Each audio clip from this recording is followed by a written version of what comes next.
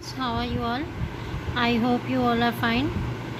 As you know that we have already started a lesson, change and development in rural society. Till now we were reading about green revolution, and after green revolution we read about the transformations in rural society after independence. Now we are going to start the new topic in that lesson, that is circulation of labor. Okay.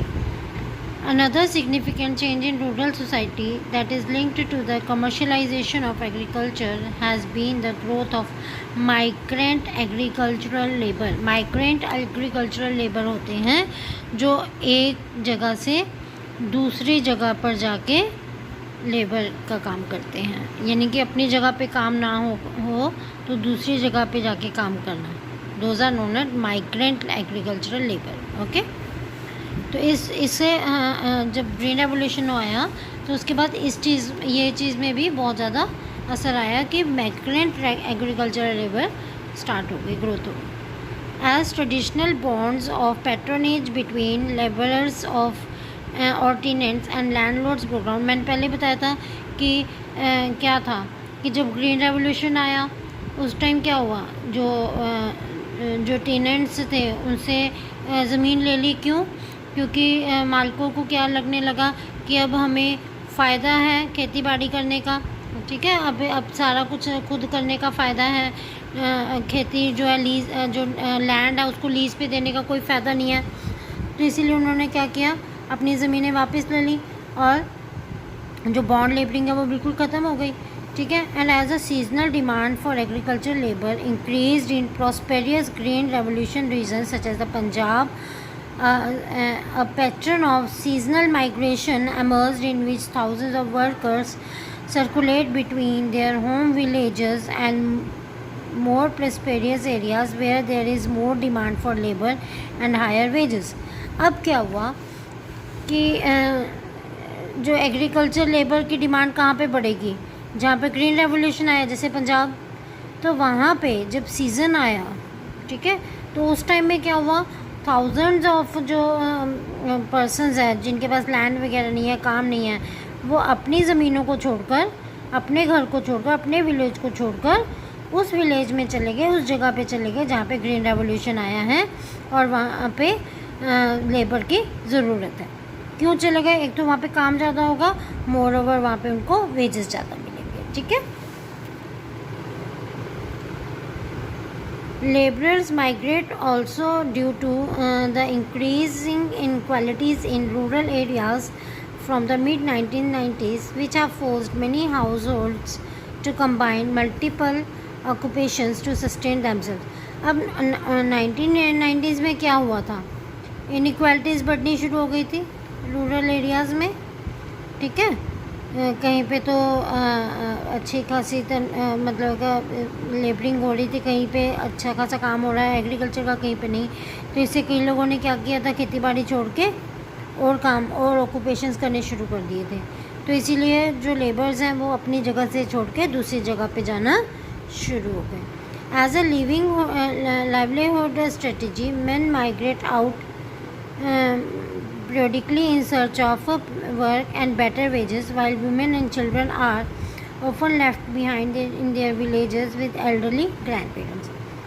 Person तो जो बंदे थे वो तो man तो जो है वो बाहर चले जाते थे काम करने के लिए, लेकिन वुमेन जो हैं और बच्चे जो हैं वो अपने घर पे रहते थे ग्रैंड पेरेंट्स के. Migrant works come mainly from drought prone and less productive regions, and they go to work for part of the year on the farms in the Punjab and Haryana. ठीक है.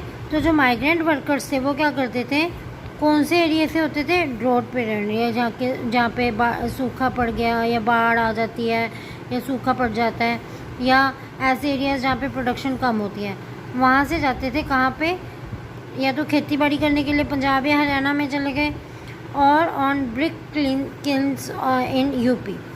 किल्न्स होती हैं, brick किल्न्स होती हैं, ईंट बनाने वाली भट्टी. ठीक है, जहाँ पे ईंटें बनाई जाती हैं. ठीक है, यूपी में वहाँ चले गए.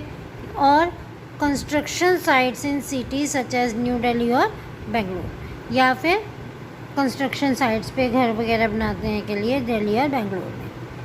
These migrant workers have been termed as footloose labor by Jan Bremen, but this does not imply freedom. ठीक है, उनका नाम क्या दिया गया, footloose labor. ठीक है.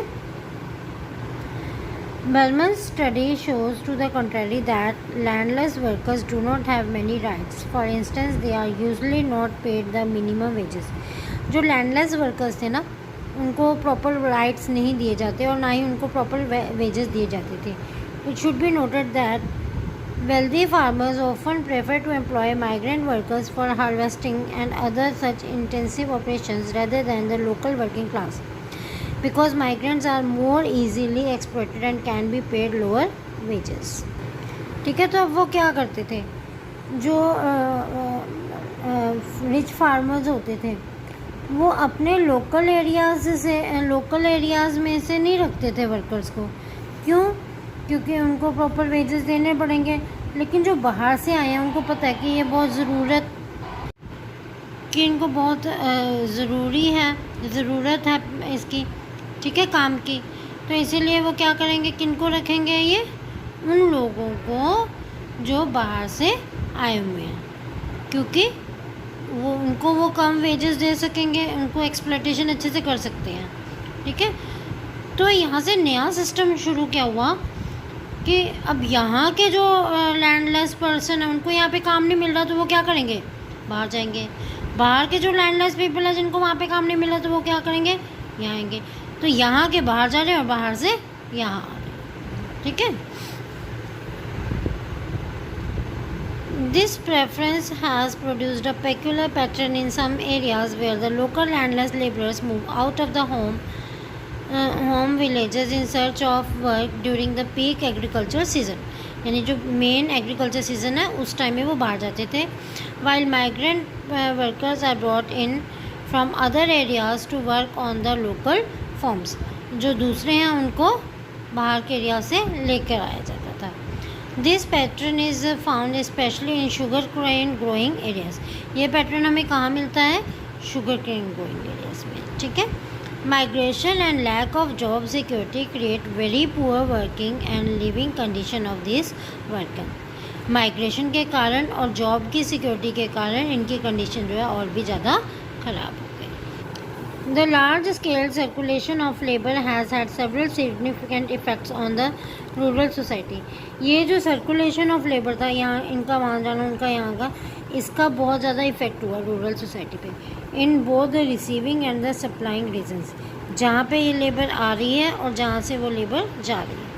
For instance, in the poor areas where male family members spend much of the years working outside of their villages, वो एरियाज़ जहाँ से मेल जो है अपने घर से चले जाते हैं. अब पीछे कौन रह गए, बच्चे, वाइफ्स. ठीक है, वही रह गए. Cultivation has become primary a female task.